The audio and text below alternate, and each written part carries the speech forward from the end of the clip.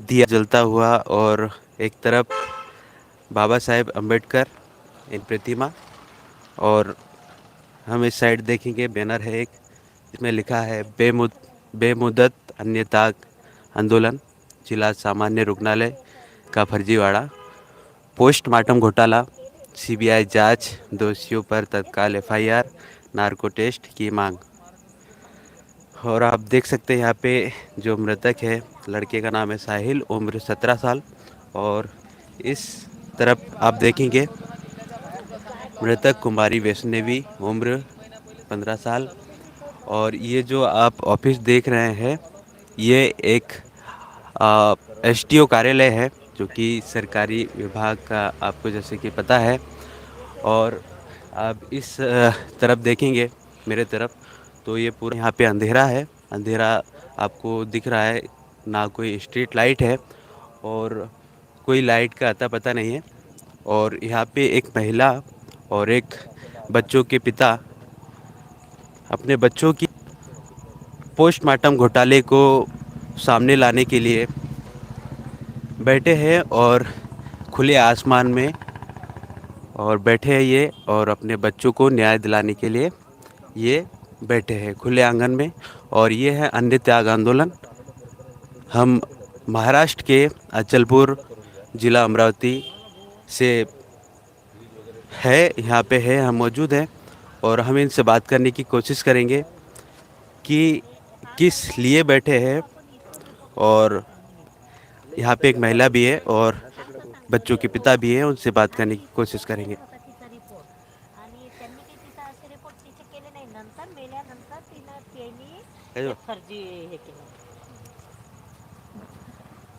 बताइए हमें कि आप बैठे हैं यहाँ पे खुले आसमान के नीचे, पकड़िए ना जी। तो इसके बारे में बताइए, खुले आसमान के नीचे आप बैठे हैं और किन मांगों के कारण बैठे हैं? देखिए, ये पोस्टमार्टम घोटाला है और एक बेटी जो 26/8 को जिसका पीएम हुआ था जिला सामान्य रुग्णालय के अंदर, जिसका विसेरा किसी भी फॉरेंसिक लैब में आज तक पहुंचा नहीं है, और नहीं पहुंचने की वजह ये थी कि उसे पहुंचाने का था ही नहीं। वजह ही कुछ साफ साफ थी, लेकिन उसको साफ साफ शब्दों के अंदर बयान नहीं करूंगा आज मैं, क्योंकि आगे अगर आप लोग पत्रकार अगर हमें सहयोग करेंगे तो उसे साफ साफ भी हम समाज के सामने लाने की कोशिश करेंगे।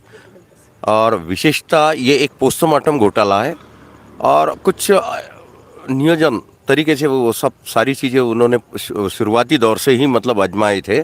आज बॉडी हमारी दफन है, जैसा कि उन्होंने एक कारण नियोजित कर दिया कि बेटी सिकल सेल की थी, और हम बोलते दावे के साथ में कि वो सिकल सेल की नहीं थी।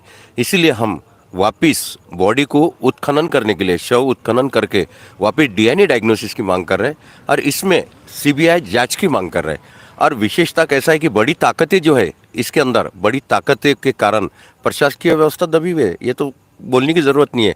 कल तक यहाँ बिजली चल रही थी, आज बिजली गुल है। आप समझदार है, समझ जाओ। आपके साथ में जो बच्चों की माता है वो भी बैठी है।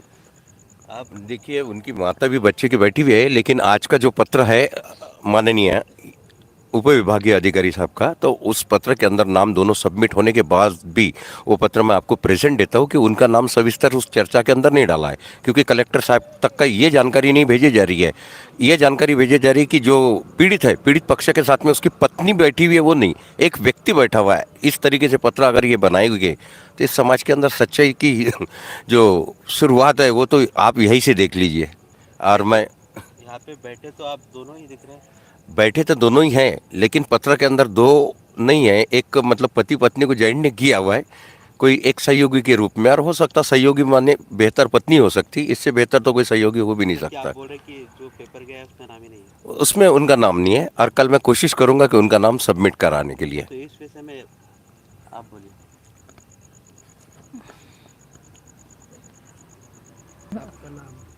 मेरा नाम भारती गजानन पुड़के है।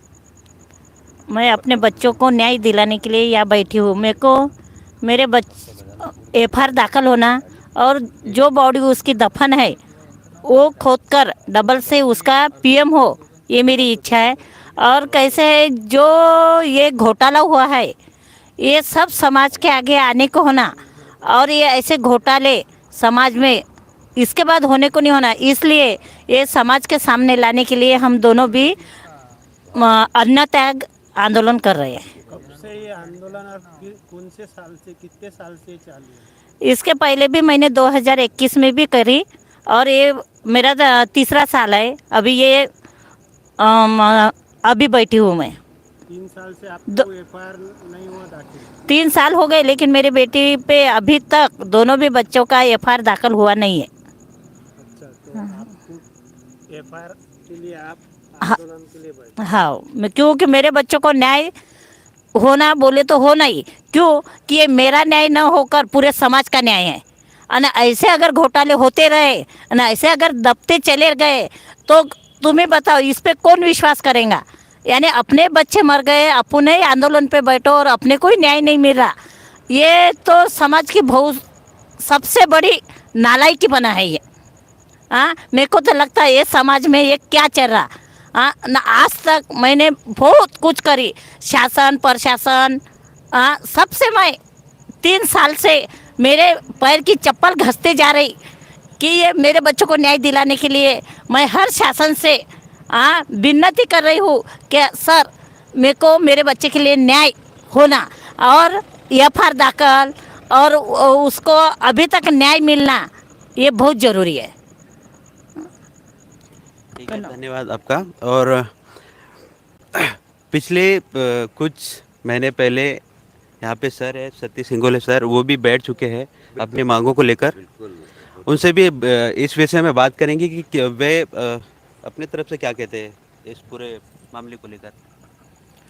देखिए, यहाँ पर दिन ब दिन हर रोज़ कहीं किसी न किसी नागरिक के ऊपर अन्याय अत्याचार होता है और उसका वो बलि का बकरा जो साबित होता है वो आम आदमी होता है। और जब वो अपनी मांगों को लेकर शासन प्रशासन के पास में जाता है तो हर अधिकारी अपना खुद का जवाब ना देते हुए वो अपनी जिम्मेदारी किसी और अधिकारी के ऊपर थोप के वो अपने हाथ निकाल लेता है। और ऐसा ही ये जो दाम्पत्य है, पुड़के दाम्पत्य गजानन जी पुड़के और उनके अर्धांगिनी, ये 2 पति पत्नी अपने बच्चों को खो चुके हैं। और बच्चों को खोने का दुख उसी माँ बाप को होता है जिसके बच्चे एक ही समय में एक ही महीने के अंदर 2-2 बच्चे जब जाते हैं, लड़का है लड़की है दोनों चले गए, उनका सहारा कोई नहीं है। तो ऐसे इसमें जब वो मांग कर रहे हैं तो गवर्नमेंट का जो भी पदाधिकारी संबंधित पदाधिकारी है, संबंधित अधिकारी है, तो इनसे एक विनती है कि इस दाम्पत्य को जो भी हानि पहुँचे वो तो कभी भरी नहीं जा सकती, क्योंकि अपने बच्चे अपने लाल उन्होंने खोए हुए हैं। तो ऐसे में अधिकारी शासन और प्रशासन अगर समझो उनको न्याय देते हैं तो एक इनके ही ऊपर वो न्याय नहीं होगा तो आने वाले जितने भी ये जो अन्यायग्रस्त जो लोग हैं तो इनको एक न्याय मिल सकता है। और समाज का, आम जनता का जो विश्वास है शासन और प्रशासन के ऊपर से वो उठेगा नहीं, वो बरकरार रहेगा।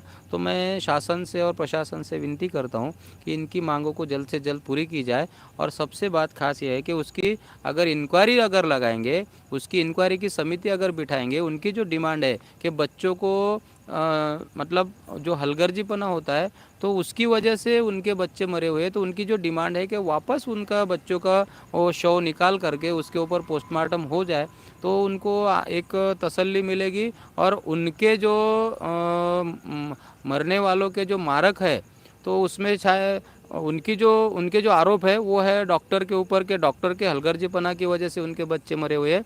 तो पुलिस डिपार्टमेंट से मैं विनती करूंगा कि अगर समझो ऐसा है, उनको जो जो पत्र मिले हैं वो सब इधर उधर से जैसे उड़वा उड़व की जो उत्तरें उनको मिली हुई है तो उसके हिसाब से वो अन्यायग्रस्त उनके ऊपर डबल अन्याय हो रहा है। एक तो बच्चे मर गए, उसके बाद में उनकी एफआईआर दर्ज नहीं हो रही, तो एफआईआर अगर दर्ज करेंगे तो वो कम से कम कोर्ट तक तो भी जाएंगे, तो एफआईआर तो भी उनके ऊपर दर्ज होनी चाहिए।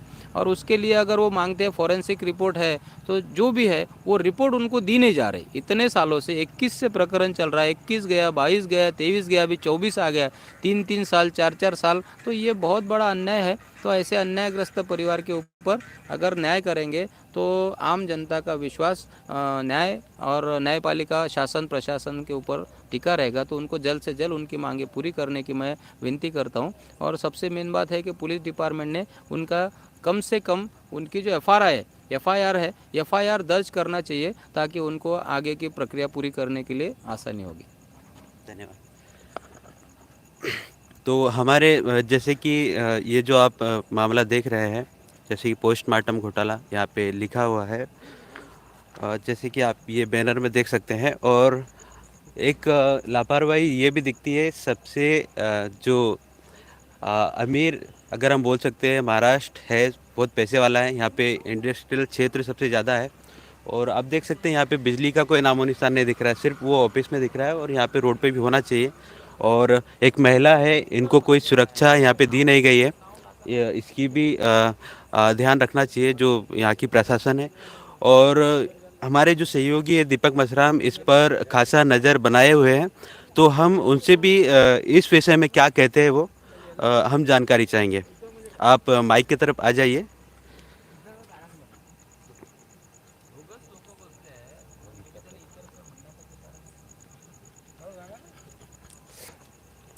मैं दीपक मसराम आभार भारत की ओर से आज यहाँ पर गजानन मानिकराव पुड़के और 100 भारती गजानन पुड़के, ये एक उनकी कुछ मांगे हैं कि बेमुदत अन्न त्याग आंदोलन के लिए वो आज पहला दिन है। और उनकी एक मांग है कि जिला सामान्य रुग्णालय का जो फर्जीवाड़ा है, पोस्टमार्टम घोटाला, सीबीआई की जांच, दोषियों पर तत्काल एफआईआर, नार्को टेस्ट की मांग, तो ये उनकी मांग है। और उनकी मांग प्रशासकीय अधिकारी कहो या जिला प्रशासन के अधिकारी कहो, ये मांगे उनकी पूर्ण होनी चाहिए ताकि उनको न्याय मिल सके। और 2 बच्चे खोने के बाद भी ये माता पिता आज इतने अंधेरे के अंदर दोनों भी उपोषण के लिए बैठे हैं, वो भी अन्न त्याग आंदोलन चल रहा है। आज का पहला दिन है। अब मैं यही प्रशासन से गुजारिश करूंगा कि इन दोनों माता पिताओं को न्याय मिलना चाहिए। इतना बोलकर मैं एक और जानकारी चाहूँगा कि यहाँ पे महिला भी है, तो उनकी सुरक्षा को कैसे देखती है प्रशासन? यहाँ पर कोई भी महिलाओं की सुरक्षा नहीं, कोई पुलिस वाला नहीं। यहाँ पर अंधेरा है और खुले आसमान, ये दोनों भी पति पत्नी यहाँ पर उपोषण के लिए बैठे हैं। और ये देख सकते हैं आप, बिजली भी नहीं है यहाँ पर। और ये इतना बड़ा एसडीओ कार्यालय है, सिर्फ 2 लाइट जलने वाली है, बाकी चारों ओर अंधेरा है। यहाँ पे कोई भी सुरक्षा दिखाई नहीं दे रही है और ना ही पुलिस यहाँ पर मौजूद है, कोई भी नहीं है यहाँ पर। धन्यवाद।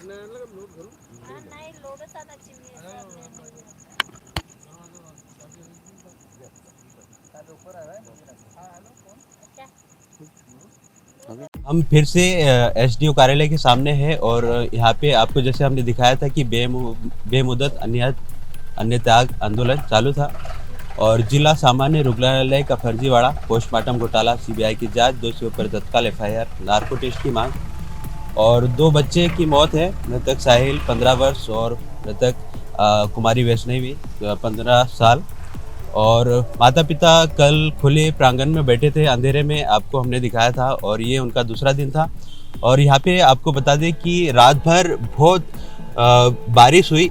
आपको ऐसा नहीं लग रहा था रात को कि ये कोई दूसरा सीजन है, मौसम है।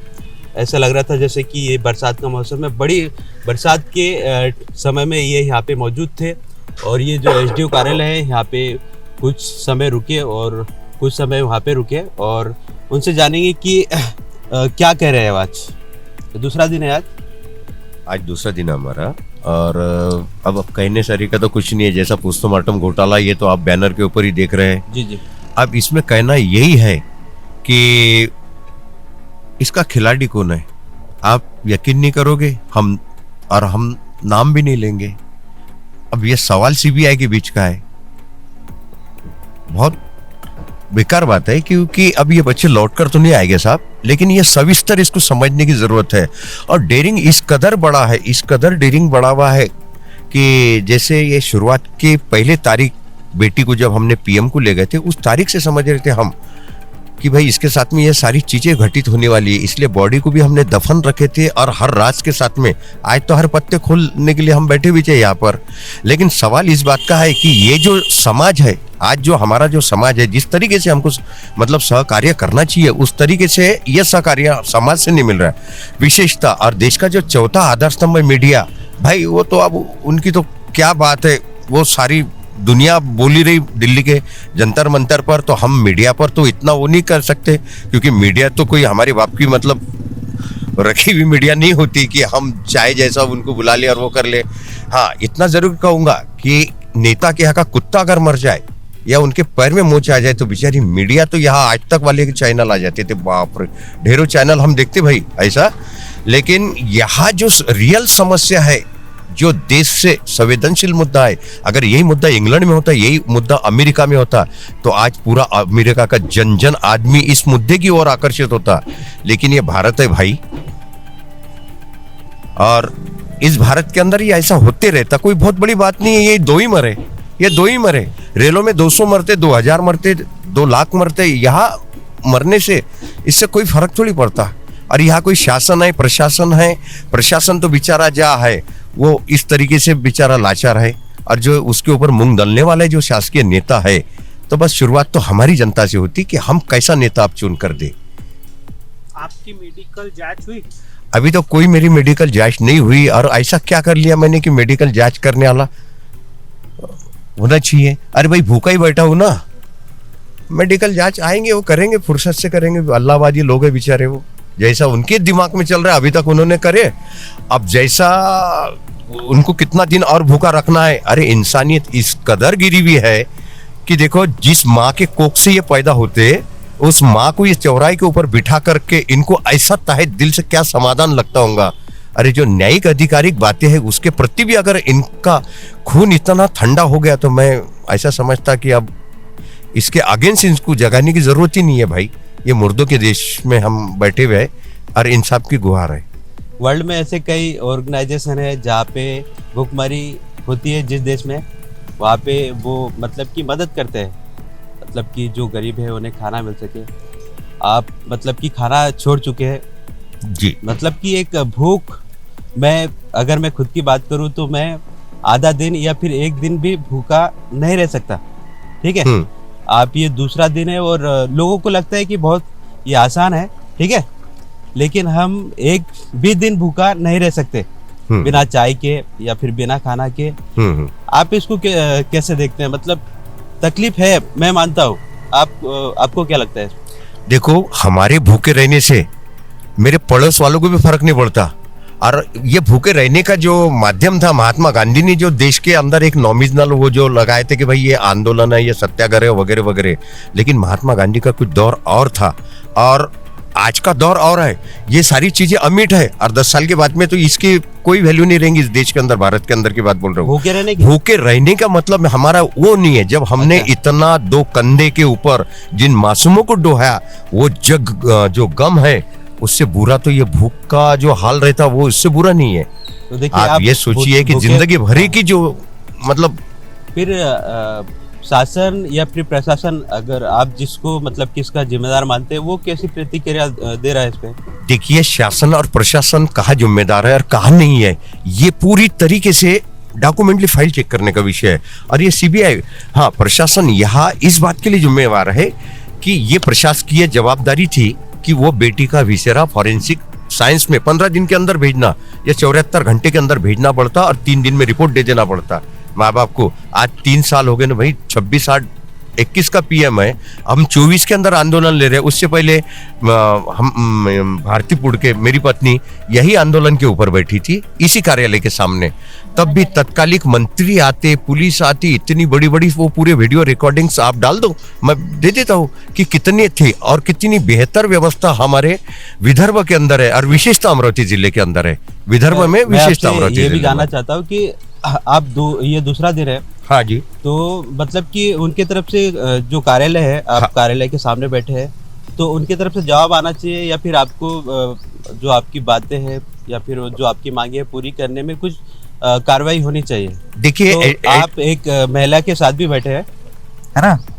तो जल्दी ये कार्रवाई खत्म हो जानी चाहिए। आपकी जो आंदोलन है इसे खत्म करने में उनको बढ़ावा देना चाहिए। देखिए ये आंदोलन खत्म हो जाए तो इसके प्रति जो है जिन जिन लोगों को माननीय विद्यमान एसडीओ साहब ने निविदा भेजी, लेटर भेजे और समाचार भेजे, तो उनको थोड़ा सा मुझे ऐसा लगना चाहिए और उन्होंने ये सोचना चाहिए कि हम अगर कोई मानव बने या नर बने तो किसी माँ के कोख से गिरे हुए, किसी माँ के गर्भ से उदित हुए हुए लोग हैं क्या, और अपनी माँ को चौराहे के ऊपर इस तरीके से बिठाना, देखना, क्या शब्द भले मेरे उसको गलत अर्थों में मत देना, लेकिन हमारे देश के अंदर जब नवरात्रि होती है, नव दुर्गा हम बिठाते 9 दिन हम पूजन करते नवरात्रि का एक, तो आप सोचो कि एक जीवित प्रतिमा आपके सामने यहाँ बैठी हुई है अभी जो माँ के स्वरूप है, तो उसके प्रति आपकी भावना कितनी जागरूक होती। सवाल इस बात का है। आपसे जानना चाहेंगे इस विषय में। ये दूसरा दिन है आपका और भूखे भी है आप, शासन को क्या कहेंगे आप, जो आपका आंदोलन खत्म करवाना चाहिए, इस पे शासन ने ध्यान देना चाहिए। ये देखो, शासन तो सोया है, शासन सोया है। अगर उनमें इतनी ये रहती थी तो एक माँ को 2-2 बार चौराहे पे लाके बैठाते थे नहीं। अरे जिनके बच्चे गुजर गए, आज वो माँ बाप पे क्या बीतती, ये शासन प्रशासन इनको क्या पता है। अरे ये भी किसी माँ के पेट से जन्म लिए हुए है, इनको समझने को होना कि आज जो माँ बाप के बच्चे 2-2 खंडे पे जाते हैं उन पे क्या बीतती है। आज वो उनके लिए न्याय मांगने, अगर इन्होंने घोटाला नहीं करते थे तो मेरे को तभी बोलते थे कि हमसे घोटाला नहीं हुआ है, लेकिन इन्होंने घोटाला करे इसलिए ये चुप बैठे हैं। नहीं तो ये सब जन आकर मेरे को कहते थे कि नहीं दीदी आप ये क्या कर रहे हैं, हमने ये तो कुछ किया नहीं, तभी आप ये रास्ते पे हमारा पोस्टमार्टम घोटाला करके ये सामने क्यों ला रहे हैं। क्योंकि जो आदमी सही में करता वही आगे नहीं आता। और ये शैल चिकित्सक है, सबका कहना यह है कि भाई इन्होंने हमारे पास विश्रा भेजे नहीं, देर से भेजे। अरे देर से भेजे तो तुम्हारा काम है ना, उनको पूछो कि भाई विश्रा कहाँ है। हाँ, जब आप विश्रा जांच करेंगे तभी उसका पता चलेगा ना कि क्या हुआ, कैसे वो बच्चों की मौत हुई, क्या नहीं। अगर हमारे से कुछ गुनाह होता है तो तुम लोग हमसे पूछताछ करके उसका ये लगाते ना, संशोधन लगाते, फिर मेरे बच्चे का इतना बड़ा पोस्टमार्टम घोटाला करे, उस पर संशोधन क्यों नहीं हो रहा। हाँ, उसकी मालूमात क्यों नहीं हो रही। हाँ, कि भाई वो बच्ची काय की वजह से मरी और वो बच्चा भी काय की वजह से। हाँ, तो ये सामने क्यों नहीं आ रहा ना। एक माँ को इतना सब करके भी तुम वो आंदोलन के लिए रास्ते पे उतर रही ना। मेरी जो मांग है, मैं कोई ये नहीं गलत मांग नहीं कर रही, जो सही है वो सही मैं बोल रही। और एक बताओ, एक माँ को एक बच्चे को पैदा करने के लिए कितनी तकलीफ होती है ये कोई नहीं जान सकता, वो माँ किसी है। तो इसलिए मैं सारे देश के महिला को भी ये कहूंगी कि ये ऐसे जो घोटाले हो रहे ना, आप माँ लोग भी ये सह रहे और एक माँ को साथ नहीं दे रहे, ये भी बहुत गलत है। ये तो हर घर की कहानी है, किसके भी घर में ऐसा हो सकता है, किसके भी घर के ऐसे डॉक्टरों के द्वारा जान जा सकती है। लेकिन हर माँ को जागरूक होना चाहिए कि आज एक अपने जैसी महिला रास्ते पे बैठे है, उसका साथ देना चाहिए। उनको जो गलती जिन्होंने करे है उनके खिलाफ आवाज उठाना चाहिए, तो आने वाली पीढ़ी या सक्षम रहेंगी। नहीं तो अगर एक जान दो अपने घर का गया क्या भाई, उनके घर का गया, वो देखते बैठेंगे, अपने को क्या उससे लेन देन है।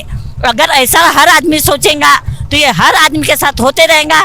इस पे ना शासन प्रशासन कोई भी ध्यान देगा नहीं, क्योंकि उनको मालूम है कि यहाँ पैसे से सब बात दब जाती, तो इसलिए वो क्यों ध्यान देंगे भाई, क्यों ध्यान देंगे।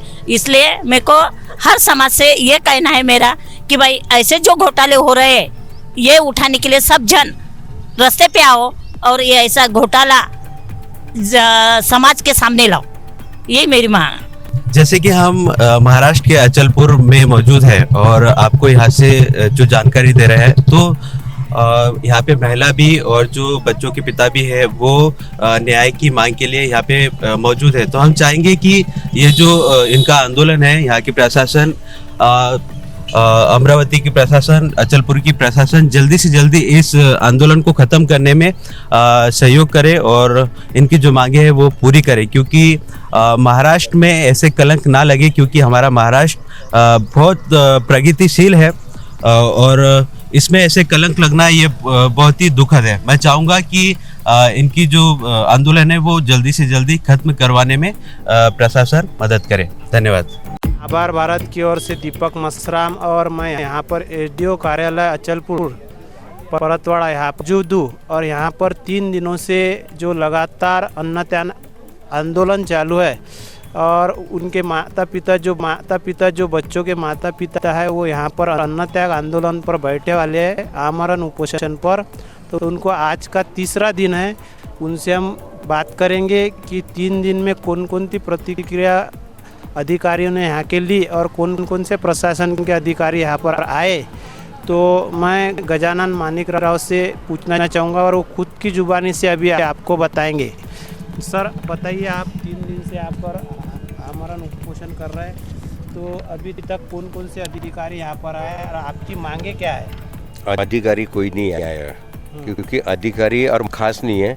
सब में पहले तो एक एफआईआर लिखने में कितना समय लगता, जैसा अगर मेरे तालुके की या महाराष्ट्र की जनता ऐसी भूखे और अपनी पत्नी को लेकर अगर ऐसा बैठते रहे कि भाई न्याय दे दो, तो फिर ये मतलब ही क्या है? ये प्रशासन और ये शासन किसके लिए चुनते हम विधायक, किसके लिए चुनते सांसद? अरे इनको चुनने की ज़रूरत ही क्या है? फिर जब प्रशासकीय व्यवस्था के ऊपर अगर तुम स्वतंत्रता पूरी डाल दो, और प्रशासकीय व्यवस्था कब आएगी? जब उन्हें कोई आदेशित करेगा। तो ये बताइए मुझे कि ये मामला ही सीबीआई के अंतर्गत है। तो आप समझने की इसमें ज़रूरत है, बार बार इसको समझने की ज़रूरत है। और मेरी एक ही मांग है कि एफआईआर क्यों नहीं हो रहा? ये प्रकरण को कितना साल हो गए? ये हो गए 26/8/21 का पीएम है। अच्छा। जिसका विसेराई फॉरेंसिक में नहीं गया, और वो पीएम प्राप्त करने के लिए ही तो यहाँ पर एक आंदोलन और भी हुआ था 11/10/2021 को। 4 महीने 11 दिन तो पोस्टमार्टम की ही गोपनीयता बरकरार रखी गई। मंत्री भी आए थे, कोई मीटिंग भी हो गई, अच्छा डॉक्टर समिति भी बैठाई गई इसके ऊपर। उसके बावजूद भी विसेरा शैल्य चिकित्सक अधिकारी का ऐसा बयान था, श्याम सुंदर निकम थे, उनका ये बयान था कि 2 दिन में भाई आपको विसेरा दे देंगे। देरी से आने का कारण पूछे थे तो बोले दिल्ली। तो मुझे ऐसा लगता कि श्याम सुंदर साहब जो थे हमारे, उन्होंने मेरे बेटी का दिल्ली भेजे थे। तो दिल्ली भेजे थे तो आना चाहिए था ना। और फिर ये किस कायदे के अंतर्गत उन्होंने दिल्ली भेजे थे, और नहीं भेजे थे तो झूठ क्यों बोले लेते? सवाल ये भी है। अच्छा, बच्चों को कोई बीमारी वगैरह थी? बच्चों को बीमारी, देखो मेरा जो साहिल था वो 8 साल के बाद में ब्लड लेने के लिए गया था, और सरकारी अस्पताल के तो 3 अलग अलग कार्ड है उसके पास में। तो मैं तो यही पूछना चाहता हूँ कि मेरे बच्चे को बीमारी कौन सी थी? ये तो शल्य चिकित्सक को मैंने प्रश्न में पूछा, उसकी प्रश्नावली आपको दे देता। तो उनको खुद नहीं मालूम तो मेरे को कैसा पता चलेगा कि मेरे बेटे को बीमारी क्या थी? पीएम आपको अभी तक मिला नहीं, प्राप्त नहीं हुआ? पीएम 15 दिन में ही प्राप्त होता साहब, विसेरा मिला करके कुल। लेकिन मैं क्लियर ही चैलेंज कर रहा हूँ ना कि ये पोस्टमार्टम घोटाला करने के इरादे से और नीति से, और ये नियोजन के तहत हुआ, क्योंकि अस्पताल को बचाना था ना उनको। अच्छा, कुछ यहाँ पर महिलाएं बैठी है, हम उनसे भी बात करेंगे कि इनको न्याय मिलना चाहिए। तो क्या है आपकी प्रतिक्रिया? कोई आप बताओ, इनको अन्याय हुआ? और कुछ महिलाएं हैं, ये हम बात करेंगे। ताई, तुमचं नाव? अनुराधा विजय देवड़ेकर, राहणार घोड़गांव। अच्छा, तो एक महिला 3 दिन से यहाँ पर भूखे, अपने बच्चों के कुछ घोटाले हुए, उनके बारे में वो न्याय मांग रही, तो उनके लिए क्या कहेंगे? सर, आमचं म्हणणं असं आहे की त्यांना न्याय मिळाला पाहिजे. त्यांची नार्को टेस्ट जी मांग आहे ती पूर्ण झाली पाहिजे, एफआरआय जांच झाली पाहिजे, आणि दुसऱ्या कोणासोबत असं घडलं नाही पाहिजे असं आम्हाला वाटते. आणि आम्ही सतीश दादा इंगोले यांच्या नेतृत्वाखाली आमचं समता सैनिक दल आहे आणि आम्ही यांच्या पाठीशी आहे. तर यांना भिण्याची गरज नाही आहे, पण आम्हाला पण आमच्यासोबत असं झालं नाही पाहिजे. आमची मुलं बाळं आहेत, जेणेकरून पुढच्या दृष्टिकोनातून संविधानात्मक मार्गात असं झालं नाही पाहिजे. तो कुछ महिलाएं डॉक्टर बाबा साहेब आम्बेडकर ने जो संविधान लिखा हुआ है, भारत रत्न डॉक्टर बाबा साहेब आम्बेडकर, इनका कहना है कि उनको संविधान के मार्ग से ही न्याय मिलने चाहिए और किसी के भी बच्चों के साथ ये ऐसा घटिया हरकत नहीं होनी चाहिए। और ये महिलाएं गजानन मानिकराव पुड़के इनके पीछे खंबीर और नेतृत्व से खड़े हैं, ऐसा इन्होंने इनके जुबानी से बोले। बहुत बहुत धन्यवाद ताई, आप इनके पीछे रहो, ऐसी मैं भी आशा करता हूँ। डॉक्टर बाबासाहेब आंबेडकरांचा डॉक्टर बाबासाहेब आंबेडकरांचा डॉक्टर बाबासाहेब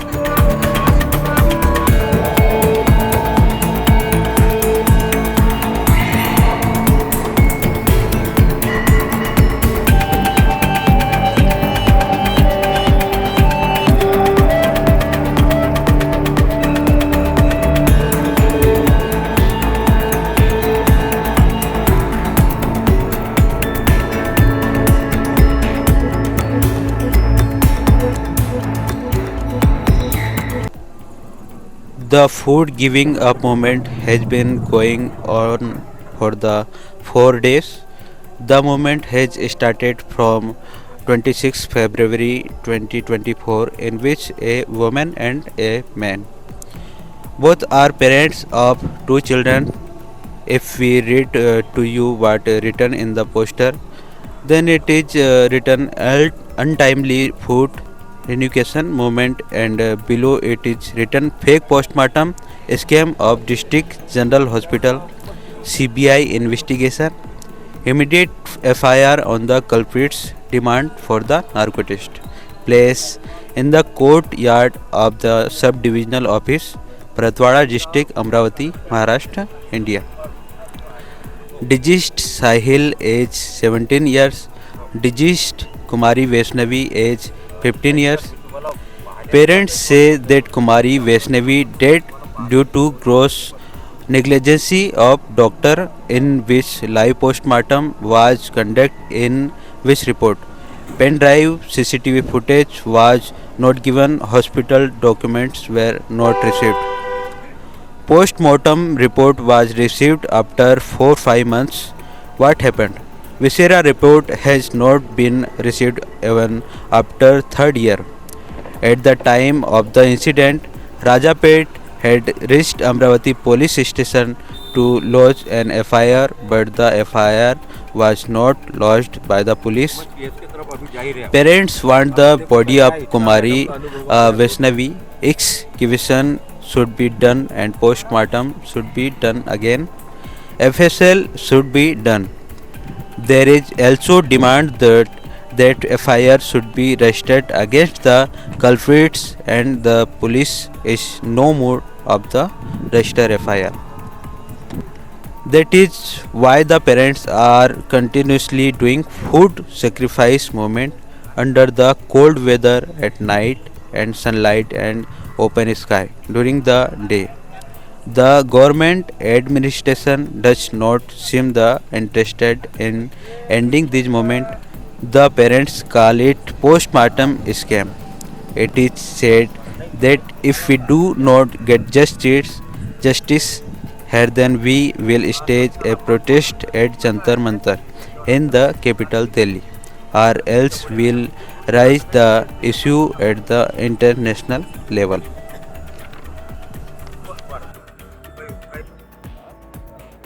मैं दीपक मसराम, अभी हम मौजूद है एडीओ कार्यालय अचलपुर परतवाड़ा, यहाँ पर जो कि गजानन मानिकराव पुड़के इनके लगातार 4था दिन उपोषण का आमरण, उपोषण, अन्न त्याग, दोनों पति पत्नी 100 गजानन मानिकराव पुड़के और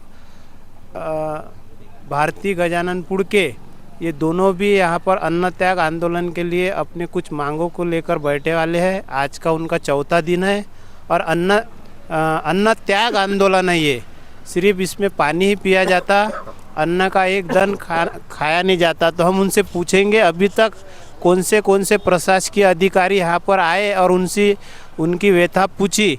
सर आप बताइए, अभी तक यहाँ पर कौन कौन आए, कौन से आमदार आए, खासदार आए, एडीओ साहब आए, कलेक्टर आए, तो आप हमको बताइए।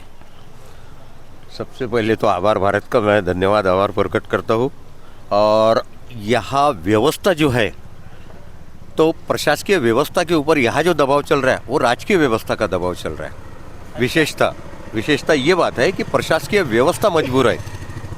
और सभी को मालूम है ये पोस्टमार्टम घोटाला, और ये कुछ आज का नहीं है, ये वर्तमान में 3 सालों से ये उपक्रम हमारा चल रहा है। इससे पहले भी यहाँ आंदोलन हो चुका था और माननीय राज्य मंत्री बच्चू भाऊ कडू आए थे, लेकिन वो तत्काल आए थे क्योंकि उस टाइम में लाइफ केयर अस्पताल फंसा हुआ था। तो लाइफ केयर अस्पताल फंसा हुआ था, 5 डॉक्टर फंसे हुए थे, नर्सिंग स्टाफ फंसा हुआ था, तो मंत्री जी दौड़े आए थे। लेकिन आज उनका जो मतदाता है, जिसके मतलब मतदान के ऊपर वो लाल बत्ती के गाड़ी के अंदर घूमे क्या, और वो उनकी जो बेहाली है, उनकी जो समस्या है, वो देखने के लिए आज उनके पास में वर्तमान में समय नहीं है। वर्तमान में समय बिल्कुल नहीं है। क्यों? कि मामला सीबीआई अंतर्गत ही जांच का विषय बन गया वो, और इसमें सीधे आरोप करने के बजाय सीबीआई जिसकी कॉलर पकड़ेगी वो प्रमाणित हो जाएगा कि इसमें कौन लुच्चा है, कौन लफेटा है, कौन दगाबाज है, कौन झोलबाज है। घोटाला हुआ ये है, पोस्टमार्टम घोटाला है, सीधा आरोप है। और जिसको भी अगर इसके ऊपर ऑब्जेक्शंस लेना है तो ऑब्जेक्शन ले सकता है साहब। क्या इसमें तो मेरा कोई दो मत नहीं ना, ये तो चैलेंज कर रहा हूँ ना मैं पूरे चैलेंज के साथ में कि ये पोस्टमार्टम घोटाला है।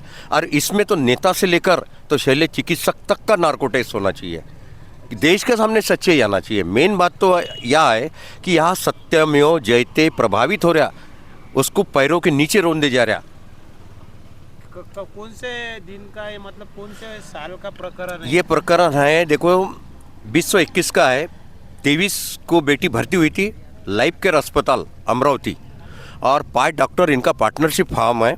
और सिकंदर बनने के रेस के अंदर ये जो डॉक्टर है, ये 4 घर में अपने कार्यक्रम चला रहे, 4 अस्पताल संभालते अलग अलग तरीके से। और ये सिकंदर बनने के रेस के अंदर ये मानवता के रक्त रंजित टुकड़े कुचल रहे। और वो जानते हैं कि किसी मंत्री के शरण में चले जाओ तो पैसे से क्या नहीं हो रहा है हमारे देश के अंदर। तो ये पोस्टमार्टम घोटाले की शुरुआत ही उनके तरफ से हुई है। बच्चों की मौत कौन से कारण की वजह बच्चों की मौत का कारण ही ये था कि उस बेटी को नारकोटिक ड्रग्स इतना दिया गया जो ज़रूरत ही नहीं थी उसको देने की।